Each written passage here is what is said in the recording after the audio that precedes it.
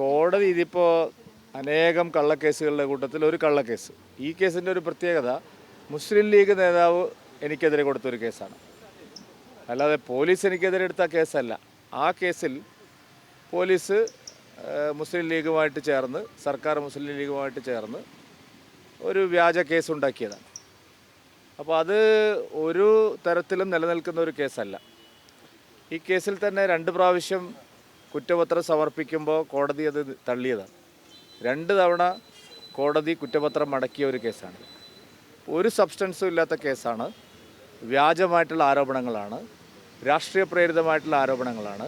മുസ്ലിം ലീഗും CPM ചേർന്ന് ഗൂഢാലോചന നടത്തി എനിക്കെതിരെ എടുത്തിട്ടുള്ളൊരു കേസാണ്, ഞങ്ങൾക്കെതിരെ എടുത്തിട്ടുള്ളൊരു കേസാണ്.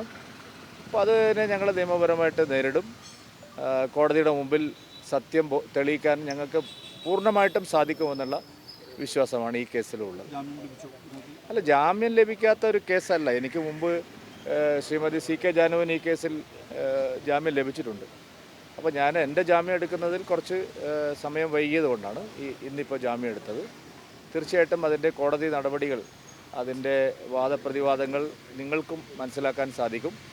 വളരെ തികച്ചും അടിസ്ഥാനരഹിതമായിട്ടുള്ളൊരു കേസാണ്. അത് 35 ലക്ഷം അല്ല, യഥാർത്ഥത്തിൽ 3.5 കോടി രൂപയാണ് വന്നതെന്നാണ് 500 കോടി 400 കോടിയൊക്കെ പറയുന്നവരുണ്ട്. ഇങ്ങനെ എത്ര വേണമെങ്കിൽ പറയാമല്ലോ. അത് പറയുന്നതിന് വായ കൊണ്ട് പറയുന്നതുകൊണ്ട് എന്തെങ്കിലും പ്രയോജനമുണ്ടോ? ഈ നാട്ടിൽ തെളിവ് നിയമമുണ്ട്, ഈ നാട്ടിൽ കേസന്വേഷണമുണ്ട്, ഇപ്പോൾ വസ്തുതകൾ പരിശോധിക്കാനുള്ള. ഇപ്പോൾ പോലീസ് കള്ളക്കേസ് ചമച്ചാലും വസ്തുതകൾ കോടതിയെ ബോധ്യപ്പെടുത്താൻ കഴിയുമല്ലോ. ഇപ്പോൾ മഞ്ചേശ്വരം കേസിൽ ഇതേപോലെയായിരുന്നു ആരോപണം. പക്ഷേ ആ കേസിൽ ട്രയൽ കോടതി വളരെ വ്യക്തമായി ചാർജ് ഷീറ്റ് തള്ളിക്കളഞ്ഞില്ല. ഇപ്പോൾ ഹൈക്കോടതിയുടെ പരിഗണനയിലാണ്. ഹൈക്കോടതിയിൽ ഞങ്ങൾക്ക് നീതി ലഭിക്കുമെന്നുള്ള ഉറപ്പാണ്. അനേകം കേസുകളുണ്ട്, ഈ കേസ് മാത്രമല്ല. എത്രയോ കേസുകളിൽ ഞങ്ങളെ ഇതുപോലെ പ്രതി ചേർത്തിട്ടുണ്ട്. അതിലെല്ലാം ഞങ്ങളുടനെ അതിനെ മറ്റൊരു രീതിയിൽ കാണുന്നേയില്ല. അത് നിയമപരമായിട്ട് തന്നെ നേരിടാനുള്ള ആർജവും ഞങ്ങൾക്കുണ്ട്.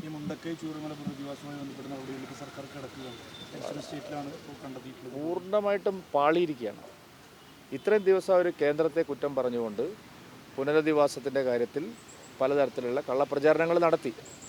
പക്ഷേ പുനരധിവാസ പ്രക്രിയ ആരംഭിക്കുമ്പോഴാണ് മനസ്സിലായത് ഒരു തയ്യാറെടുപ്പ് ഇവിടെ നടന്നിട്ടില്ല. ആദ്യം 2 എസ്റ്റേറ്റുകൾ പറഞ്ഞു, ഇപ്പോൾ 2-1 ആദ്യം കൊടുക്കാമെന്ന് പറഞ്ഞ സ്ഥലത്തിൻ്റെ പകുതിയായി. ഇപ്പോൾ ആ എസ്റ്റേറ്റ് തന്നെ കോടതിയിൽ പോകുന്നു എന്നാണ് പറയുന്നത്. അപ്പോൾ ഒരു തരത്തിലുള്ള തയ്യാറെടുപ്പ് എന്തിനായിരുന്നു? ഇവിടെ ഒരു മന്ത്രിസഭ ഉപസമിതി അവരെന്താണ് ചെയ്തുകൊണ്ടിരുന്നത്? സമ്പൂർണ്ണമായിട്ടുള്ള പരാജയമാണ് വയനാട് പുനരധിവാസം.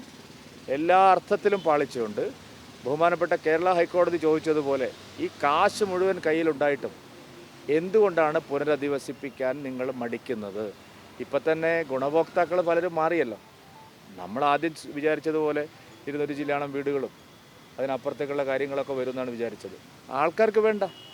ഈ പറഞ്ഞ 1000 സ്ക്വയർ ഫീറ്റിൽ എന്ത് ചെയ്യാൻ പറ്റും? അതാരാണ് ഉണ്ടാക്കുന്നത്?